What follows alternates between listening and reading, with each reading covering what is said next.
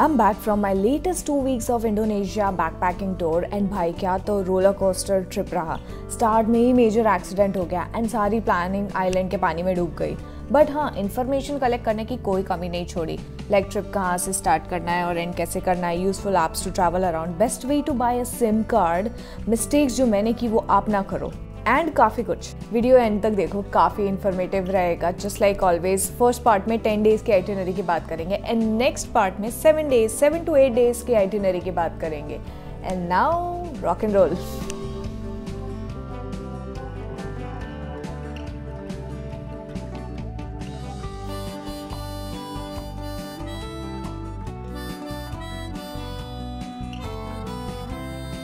Firstly about visa process. पहले तो मैं एजेंट के थ्रू जा रही थी, फिर सोचा खुद से ट्राई करते हैं। एंड गाइस काफ़ी सिंपल है। I got the visa immediately when my payment was done. Documents required passport scan, flight ticket, stay address and digital photos as per the guidelines. Link मैं description में डाल दूंगी, सब guidelines मिल जाएंगी। मेरे लिए बेस्ट था ये and I saved about 1000 to 1200 rupees and I got the visa quickly with the validity of 90 days on a single entry. Secondly मैंने बुक करी अगोडा से flight VietJet airline from Mumbai to Jakarta via Vietnam 15 days in advance. अब सस्ती थी तो via तो होगी, which took around 10 to 12 hours। And मेरा हो गया स्कैम। चेक इन काउंटर की प्रोसेस पे पता चला कि फ्री चेक इन बैग की लिमिट ओनली 7 kgs है। I was like what the shit, छोटी एयरलाइन। इससे ज़्यादा तो डोमेस्टिक में अलाउड होता है। एनीवे मेरे पास कुछ ऑप्शन नहीं था एंड बीटी नहीं चाहिए था, so I paid approximately 3000 rupees for 20 kg limit and return में भी ये हुआ। Here is my mistake. I did not check for the check-in baggage limit and fall for the cheapest price. Please आप लोग carefully देख लेना when you book the flight.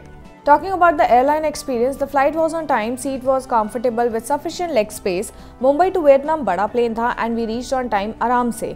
फिर Vietnam to Jakarta flight छोटा सा plane था, भाई एक ग्लास पानी भी फ्री में नहीं दिया। Anyway, overall it was okayish. We landed in Jakarta on time. Firstly airport पे सारे पैसेंजर्स को online health declaration form fill करना होता है। You can scan the barcode and fill in the details like name, passport number, flight number, seat number, any medical symptoms, country last departed etcetera. Simple ही रहता है and then you have to show it to the officer and proceed for the arrival immigration process. They asked me questions like the purpose of my visit, how long I'm going to stay, my e-visa, my stay, my return tickets, and if I'm carrying Indonesian cash. I think कोई limit में आप local currency रख सकते हो अपने साथ। मेरे पास 60,000 Indian rupees का कन्वर्जन था, मैंने तो कम ही बोला एंड थैंक गॉड उन्होंने चेक नहीं किया। एंड आई डोंट नो क्या लिमिट रहता है, बट हाँ मेरा चेक नहीं हुआ था एंड मैंने 60,000 INR से कम का एक्सचेंज बोल दिया था।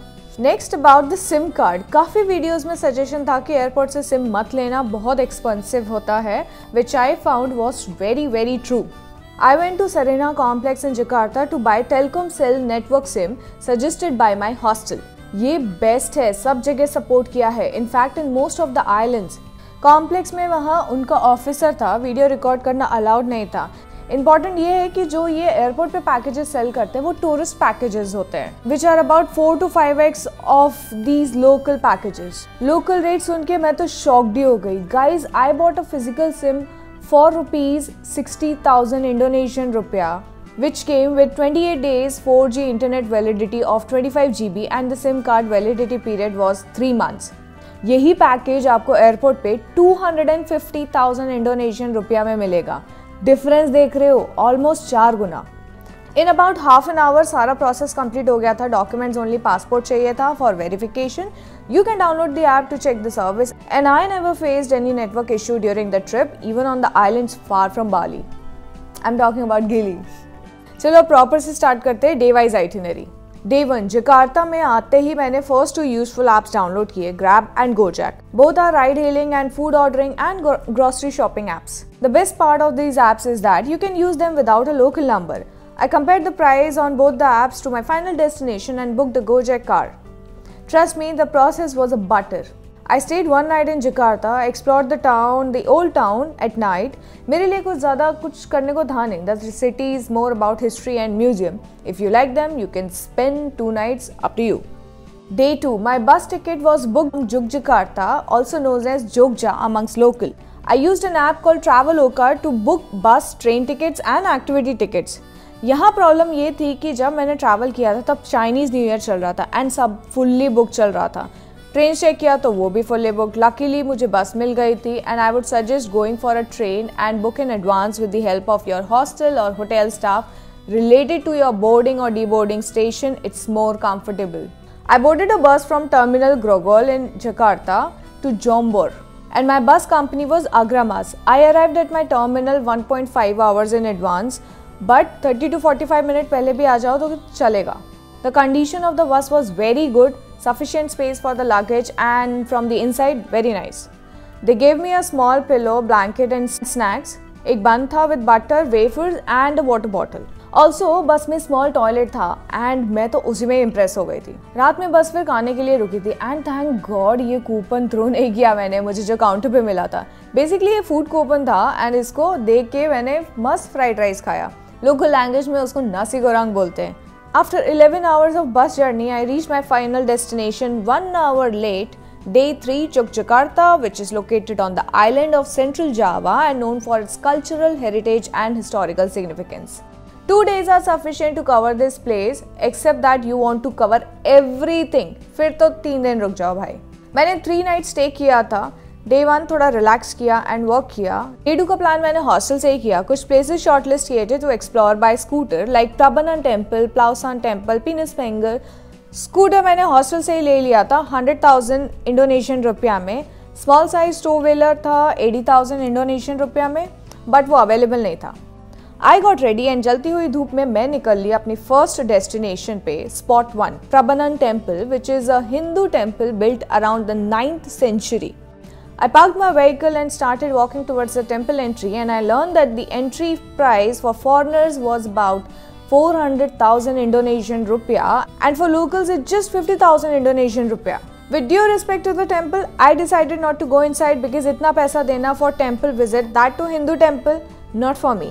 मैंने बाहर से ही देखा, half an hour spend किया and I started for my next spot called Plaosan Temple, a Buddhist temple and मुझे ये spot काफ़ी पसंद आया। क्यों? Because less touristy, less crowded, कोई भीड़ नहीं थी and entry ticket भी for foreigners only 50,000 Indonesian रुपया ही था। Again इसकी भी काफ़ी पुरानी हिस्ट्री है and built around the 9th century. काफ़ी लोग नहीं जानते but this is considered one of the key Buddhist temples in the region, though it is not as large as well-known Borobudur और प्रबनन टेम्पल। मेरा suggestion रहेगा temple जाना है अगर लेस क्राउडेड तो this is your place. And after spending good time here I set it for my next destination and हो गया कांड। जी हाँ, मेरा हो गया major accident which affected my entire trip right from this day. Just 10 to 15 minutes before my final destination of spot 3, uphill spiral road start हो गया था एंड मैं मस्त अपना धूप में भरी दोपहरी गर्मी में एंजॉय कर रही थी अपना ड्राइव। एक गाड़ी बाजू से निकली, मैंने अपना व्हीकल साइड किया एंड जैसे ही मैंने अपना साइड किया व्हीकल, एक शार्प टर्न आया, मेरी गाड़ी साइड पाथवे से हिट हुई and boom, I lost my control. Luckily, 2-3 people helped me. They called a police guy from the nearest station. मेरी situation stable नहीं थी and police guy took me to the nearest public hospital. I was in a hell of a pain. Hospital वालों ने immediately मुझे देखा without any question asked. होश आया तो देखा कि भाई मेरा left leg तो half peel हो गया है, मतलब deep outer skin burn हो गई थी। I was like what the fuck, अब क्या होगा? Anyway, हॉस्पिटल वालों ने मेरी टेम्परेरी डेंटिंग पेंटिंग की, मेरा पासपोर्ट पूछा, मुझे मेडिसिन दी एंड बोला बेड रेस्ट पे चले जाओ फॉर 1 week एंड एक भी पैसा नहीं लिया।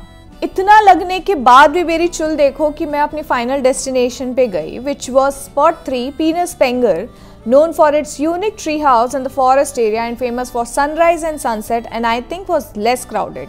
The entry including the parking cost was 15,000 Indonesian rupiah. जगह काफ़ी सही थी, मेरी कंडीशन बिल्कुल भी नहीं थी। ऊपर जाके जुगजा का सही व्यू दिखता है। I saw tree houses are designed to create a perfect photo opportunity with some resembling bird nest. Guys chance मिले यहाँ पे तो ज़रूर जाना एंड इसके बाद मेरा एक्सप्लोरेशन का पॉज लग गया था। But for you, I would suggest how to start your exploration in Jogja. Day 1 in the city, you can go to Maliboro Street, a happening spot for shopping, Kotagira town and night में just walk around. Day 2 morning में आप Jomblang cave जा सकते हो, then Plaosan temple and then Peenespengar, and that's how you can make the most of this place. Tour guide will suggest super touristy places like Borobudur temple and Prambanan temple. आपको जाना है तो जाओ, but ये आपका 1 दिन ले लेगा, प्लस टिकट आपको 1 से 2 दिन एडवांस में लेना होगा because of the limited entry. Ticket कहाँ से लेना है? I will add the link in the description box. Day 6, time to move to the next destination, Malang, located in East Java.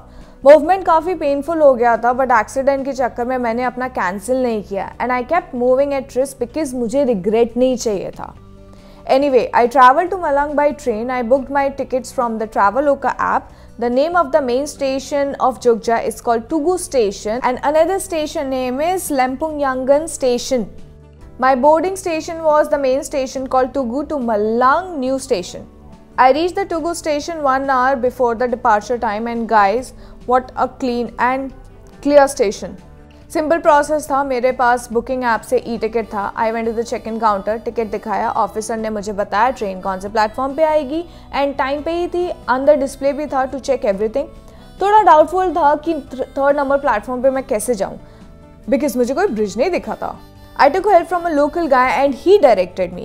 Guys, कोई ब्रिज ही नहीं चढ़ना है वहाँ पे। If your platform is 2 or 3 or 4 or whatever, ground पे ही है सब, किसी भी प्लेटफॉर्म पे जा सकते हो। Very safe and clear and क्या तो स्टेशन था with all the facilities, charging station, clean toilets, good food options and passengers तभी प्लेटफॉर्म पे खड़े होते हैं जब उनकी ट्रेन आने वाली होती है।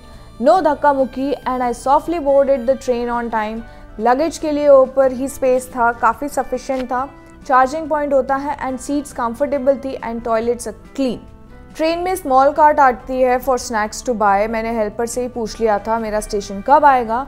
अपनी कंफर्टेबल अराउंड 7 आवर्स की जर्नी के बाद मैं पहुंच गई अपनी फाइनल डेस्टिनेशन ऑन डे 7, मलांग।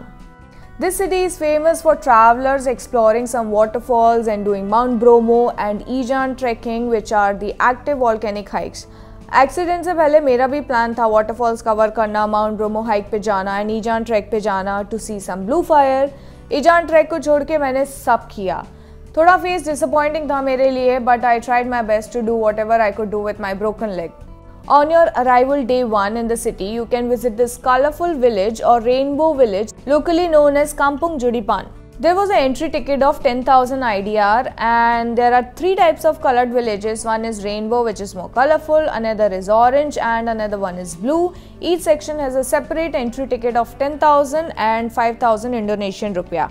मैं ज़्यादा अंदर नहीं जा पाई because of my injury, but आप लोग ज़रूर जाना। I liked it. फिर डे 2 आप सिटी में you can plan for an early morning Tumpak Sewu waterfall visit. I book this tour from my hostel. The tour cost me 600,000 and the cost include sharing transport car, gas price and the driver cost. What was not included were the meals, the entry ticket of the waterfall and personal expenses during the trip. We started at 7:30 in the morning and reached waterfall parking around 9. There are 2 entries to be paid. First we paid for the viewpoint, which is compulsory. We walked down for about 20 to 25 minutes and reached this beautiful spot of the waterfall Tumpuk Sevu. बहुत सही view था। Our timing was perfect. जब हम पहुंचे तो सनी हो रखा था, so we could witness the rainbow also. Picture लेना थोड़ा टफ था, बट बहुत अट्रैक्टिव स्पॉट है ये। उसके बाद वाटरफॉल के पास जाने के लिए सेकेंड एंट्री पे करना होता है, which is about 50,000 Indonesian rupiah, which I did not पे because of my injury. I did not go further down. मेरे साथी जो फेलो ट्रैवलर्स आए थे वो गए थे and they were telling me नीचे बहुत स्लिपरी था, distance is somewhere around 700 metres है, बट वर्थ इट है। लेकिन ऊपर आने में उतनी ही लोगों की बैंड बज गई थी। सजेशन यही रहेगा, आपको नीचे जाना है तो बिंदास जाओ। काफ़ी लोग जाते हैं, मेरी हालत ठीक होती तो मैं भी जाती, but be prepare to get drenched and wear comfortable anti slippery footwear. हम लोग अराउंड 4 बजे इवनिंग तक आ गए थे हॉस्टल वापस एंड डे जल्दी वाइंड अप कर दिया था बिकॉज मैंने अपने लिए माउंट ब्रोमो टूर बुक किया था हॉस्टल से। So yes, day 3 in the city. बारी थी सनराइज हाइक पे जाने की, which starts at 12:30 AM in the morning. जी हाँ, मिडनाइट के बाद from the hostel and the price I paid was about 550 Indonesian rupiah, which includes Bromo entrance fees, snack box and water and nothing of your personal expense. We 4 people from the hostel got settled in a jeep. अलग ही night drive वाली feel आ रही थी, नींद भी आ रही थी and pen भी हो रहा था। After 3 hours of cozy, smooth and bumpy drive, we reached a spot called Penanjakan at 3:30 in the morning and waited in this cute cafe for the right time. यहाँ पे हमें हॉट चॉकलेट सर्व किया था and fried banana and oh my god, ऊपर temperature हो गया था around 10 degrees which is usual here and मुझे कोई आइडिया नहीं था. गुड पार्ट वॉज दैट वहाँ पे रेंट पे वुलन्स मिलते हैं, तो मैंने उठाया जैकेट 20,000 इंडोनेशियन रुपया क्या and they kept one of my IDs as a security. मैंने हॉट चॉकलेट एंजॉय किया एंड अपने फेलो ट्रैवलर्स के साथ बात करके मस्त टाइम पास किया. Around 4:45 in the morning we started walking up for about 10 to 15 minutes to the view point and weather हो गया था खराब. सब प्रे ही कर रहे थे क्लियर हो जाए, बस मैं इसी में खुश थी कि चलो अगर खटा तो मेरा अकेले का नहीं कटेगा. हमारा 360 डिग्री व्यू सेम ही था, फुल ऑफ फॉग. सनराइज कब हो गया पता ही नहीं चला एंड जी हाँ, हम सबका कट गया. सुना आपने, व्हेन आई से mount Bromo hike that doesn't mean कि आप माउंट ब्रोमो हाइक पे जाओगे. आप पेनंजकन नाम के व्यू पॉइंट पे जाते हो to see these active volcanoes. We started going down to another stop called Crater again to see some view, but नीचे भी वेदर ने बढ़िया से हमारा प्लान फ्लॉप करके रखा था. इन शॉर्ट ये ट्रिप पे कई सारे व्यू पॉइंट्स थे like Bromo, crater, Teletubbies hill, savanna hills. Unfortunately, we couldn't experience all of these. Honestly, I was prepared with the fact that this is a rainy season and anything can happen anytime. So inside me, I was satisfied doing this activity and we came back around 1 in the afternoon at the hostel. Usually, hostels and tour guides sell Malang itinerary of 2 nights and 3 days, which includes waterfall visit, Mount Bromo, Ijan trek and then exit from Malang to Bali.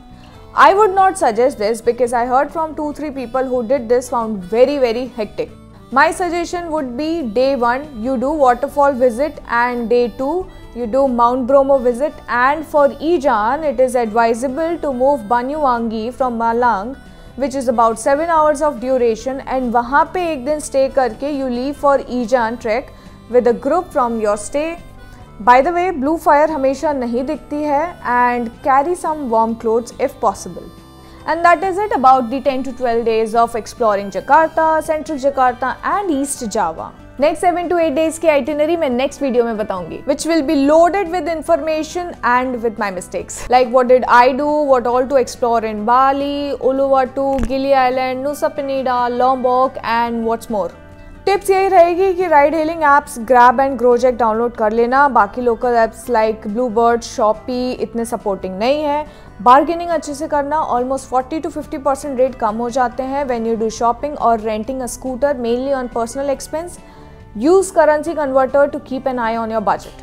Carry sufficient cash because कई जगह पे payment via card के extra 2 to 3% charges लगते हैं. Scooter rent करो तो video जरूर ले लेना and submit only not so important ID at the time of taking the scooter. Payment वो फुल लेते हैं एंड बाकी आप लोग स्मार्ट हो, मस्त मजे करोगे. And what else do you want to know? Do write to me in the comment section, or also you can reach out to me on my Instagram handle. It's called Khao Local Ghumo Global. This is me, Pragya Sharma, exploring new ways of living, signing off. You see me in my next release. Till then, travel safely, stay safe and explore the world with care. Bye. Salam.